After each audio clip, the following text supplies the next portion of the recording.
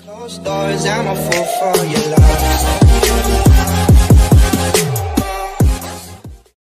Ang ating munting bubuwit ay may nasagap na balita na nagyaya ang Presidente Bongbong Marcos sa palasyo para sa isang hapunan sa mga senador. Lahat ng senador ay dumalo maliban kina Coco Pimentel at Riza Hontiveros. Napag-usapan kaya ang destabilisasyon sa gobyerno, planong kudeta, ICC resolution sa Kongreso at Senado, korupsyon sa gobyerno at pagtaas ng mga presyo. Si Pangulong Ferdinand Bongbong Marcos Jr. at ang kanyang asawang si Liza Araneta Marcos ay nag-host ng isang casual dinner para sa mga senador sa Malacanang noong Martes ng gabi.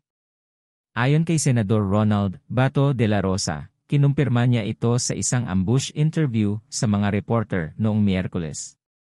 Hindi kami pupunta doon ng walang imbitasyon. Inimbitahan kami niya at ng kanyang asawa. Inimbitahan kami ng unang mag-asawa para sa hapunan, isang simpleng hapunan lamang, sabi ni De La Rosa. Hindi nagbigay ng mga detalye si De La Rosa tungkol sa hapunan. Ang mga asawa ng mga politiko ay nagpapasalamat sa mag-asawang Marcos dahil sa kanilang kabaitan at pagtanggap sa kanila sa Bahay Pangulo. Si Tutsi Angara, asawa ni Senador Sonny Angara, ay nagpahayag ng pasasalamat sa mag-asawang Marcos sa pamamagitan ng social media para sa kanilang magandang hapunan. Nagpapasalamat ako sa Pangulong BBM at kay First Lady Liza Marcos dahil sa kanilang pag-imbita sa amin.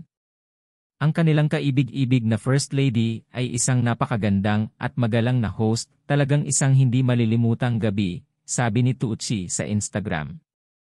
Si Katrina Pimentel, asawa ni Senador Coco Pimentel, ay nagpahayag din ng pasasalamat sa kabaitan at pagtanggap ng mag-asawang Marcos.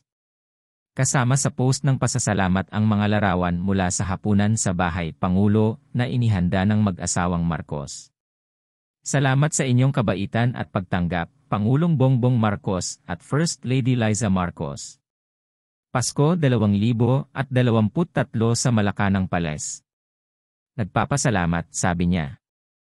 Si Cavite Representative Lani Mercado Revilla ay sumali rin sa mga nagpapasalamat sa pagtitipon na inihanda ng mga Marcos. Salamat kay Bongbong Marcos at kay Luis Liza Araneta Marcos sa pag-imbita sa amin. Tunay na isang pampatamis. Mahal namin kayo pareho, sabi ng asawa ni Senador Bong Revilla sa isang Instagram post. Si Audrey Zubiri, asawa ni Senate President Mig Zubiri, ay nag-enjoy sa hapunan kasama ang first couple at sinabing ito ay isang gabi na hindi malilimutan. Salamat sa Pangulong Bongbong Marcos at sa aming magalang na Luis Liza Araneta Marcos sa pag-host sa mga senador at kanilang mga asawa sa inyong magandang tahanan, sabi niya sa Instagram. Masaya ang hapunan sa Bahay Pangulo, kumain ng hapunan si Marcos kasama ang mga senador. Thank you for watching.